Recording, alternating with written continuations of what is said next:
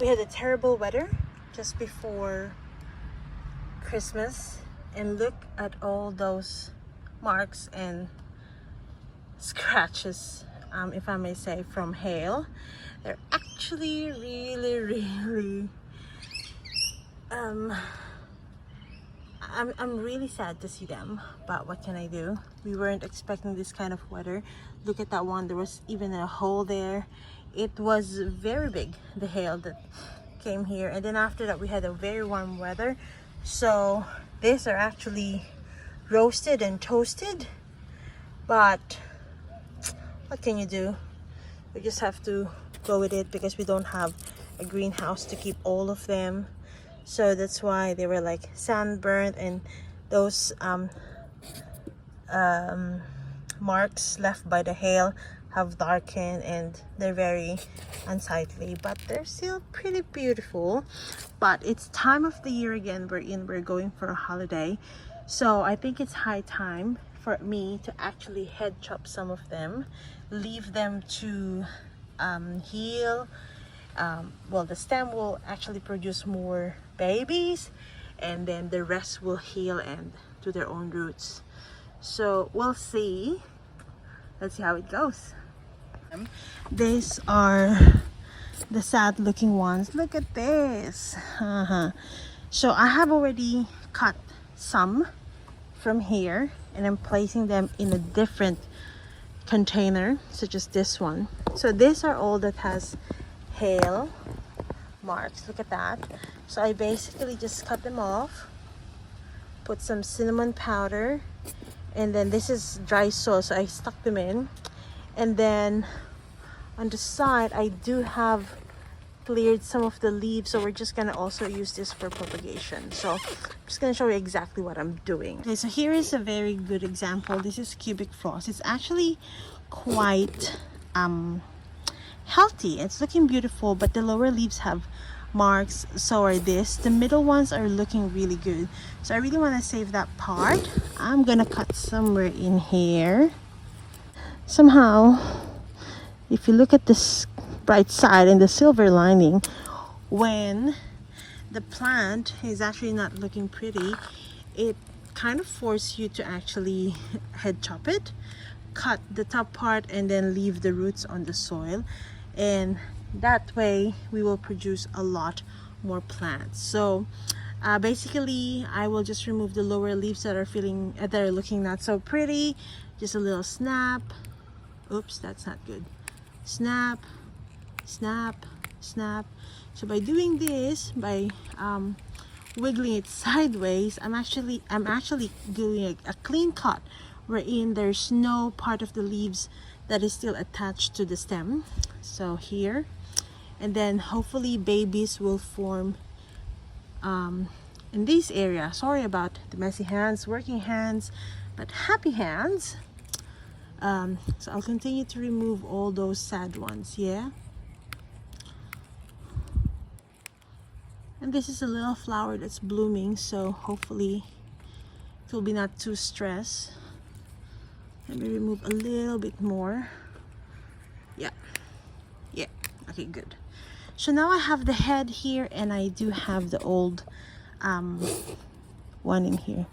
I like leaving some leaves on the stem because leaves are source of food. They're the ones who create food for the plants. So I like to leave 1 or 2 leaves on the stem, and then this is the head.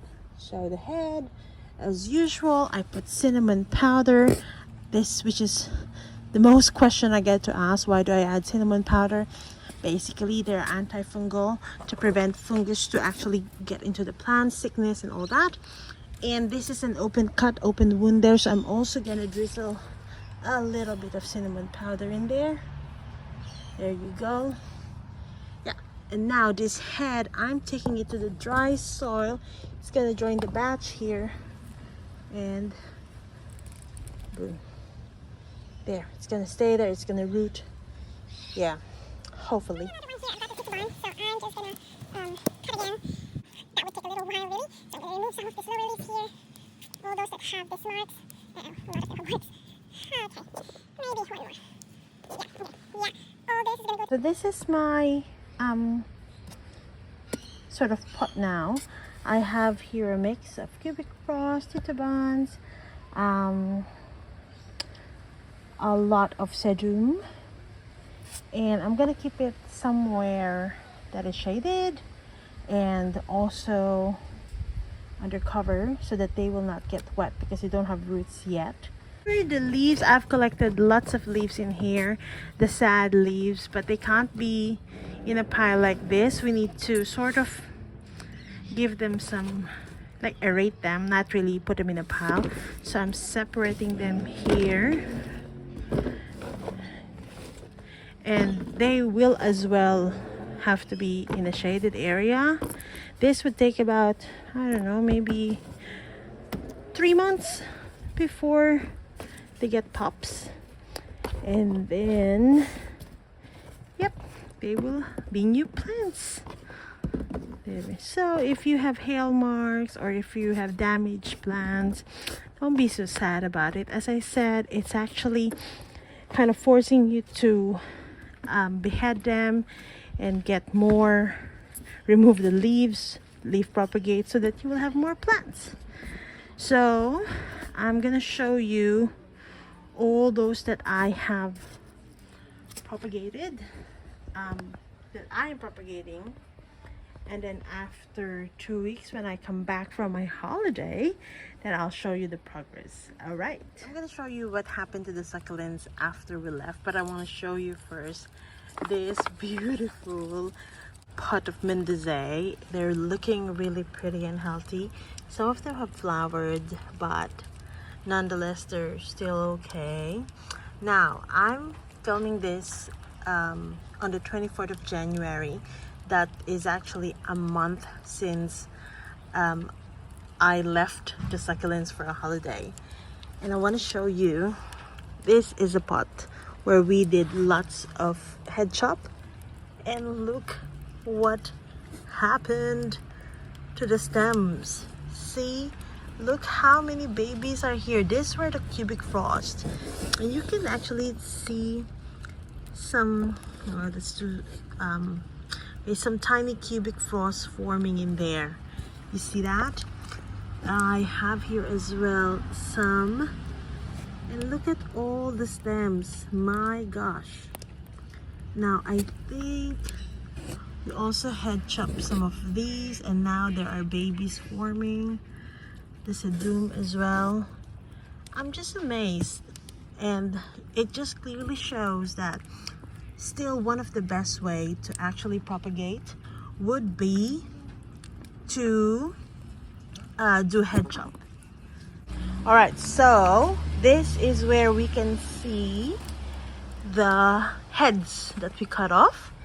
This is the blueberry of Lexi, but these are the ones that we cut off before, and I'm gonna show them to you and see if they already have roots. Again, this part is not advisable, but I just want to show you. So this is of course the head of the cubic frost, and look at those roots forming. Okay, I'm gonna fix that later. And these are the sedum. Can you see? A gentle pull will not even allow me to pull it up because there's actually lots of roots already. So if there's resistance, meaning there are roots. What it is? Sedum as well. Let's see. The Bronze Delight. See, it doesn't allow me to pull it because of the roots. Let's try this cubic frost. Okay, I don't want to do it, but this just goes to show that after a month I now have lots of beautiful plants from that single pot that is looking well, unpleasant because of the hail marks that they have. And now because I remove all the lower leaves, see, it's barely signs of hail. Now they're recuperating. There's still some, like here. I don't think I removed those lower leaves, but like the center of this cubic frost has recuperated very well, and they're looking really good. So they all have recuperated and now are good plants. They're gonna be looking pretty soon. And then we have lots of plants as well on the stems that we have head chopped, and we just give it some more time and there will be more. Now let's look for the leaves. Alrighty, so here we are. These are some of the leaves that we have removed, and you can see here, look at the roots, look at the babies. They're already growing even just after a month. Yeah, so these ones are all cubic frost. I'm sorry about this. Yeah, okay, there we go. Cubic frost forming. Deciduums are here. Look at that. Yay. See, these are the hail marks, and now they're gonna produce babies. Goodbye to hail marks, and there will be new plants. Just goes to show again to never give up. If ever your plants are not looking really good, if they've, you know, they're dying or they have been I don't know, eaten by caterpillar or birds or whatever, you can still do something about it. You can still actually propagate it so that they will look better. Don't give up. See? And can you just imagine the amount? Look at this one. Can you just imagine the amount of new plants that we can get from them? Just amazing. I hope I was able to inspire you to try and, you know, be the doctor of your plants and help them to cure. And by doing so, they would give back to you. They would help you have more plants, and they will grow roots just with proper care and with patience. And that's all from me. See you next time. Bye for now.